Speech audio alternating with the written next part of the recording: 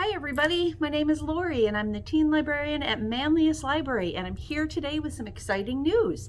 Starting tomorrow, April 1st, I'll be back every weekday at noon with Lunchtime Poetry. April is National Poetry Month, and I thought that I would kick it off today with a couple poems about poetry.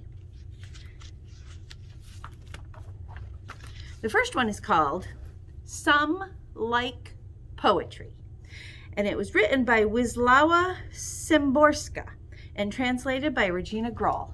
Some like poetry. Some, thus not all, not even the majority of all, but the minority, not counting schools where one has to, and the poets themselves, there might be 2 people per 1,000. Like, but one also likes chicken soup with noodles. One likes compliments and the color blue. One likes an old scarf. One likes having the upper hand. One likes stroking the dog. Poetry. But what is poetry? Many shaky answers have been given to this question. But I don't know and hold on to it like to a sustaining railing. Some like poetry.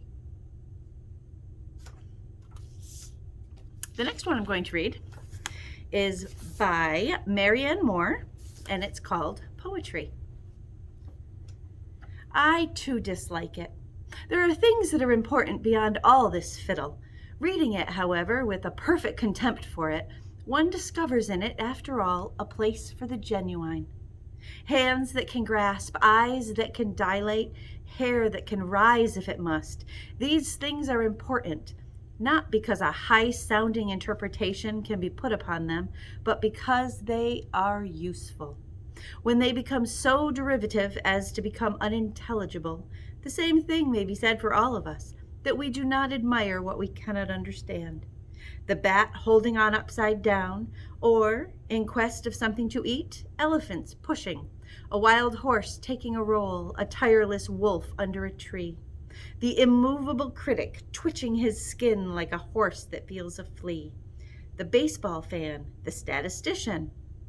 Nor is it valid to discriminate against business documents and school books. All these phenomena are important. One must make a distinction, however. When dragged into prominence by half-poets, the result is not poetry.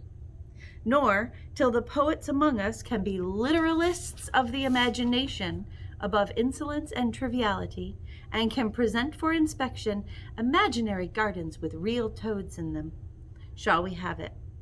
In the meantime, if you demand on the one hand the raw material of poetry in all its rawness, and that which on the other hand is genuine, you are interested in poetry. And that's Poetry by Marianne Moore. And finally, From Where the Sidewalk Ends, Invitation. If you are a dreamer, come in.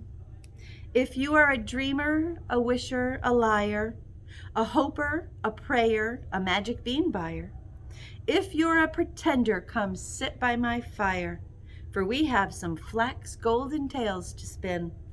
Come in. Come in. And that's an invitation by Shel Silverstein, From Where the Sidewalk Ends. And I would like you to consider that your invitation to join me every weekday here on our YouTube channel at noon for a small bit of poetry. I call it Lunchtime Poetry. Thanks for joining me. I'll see you tomorrow. Happy reading.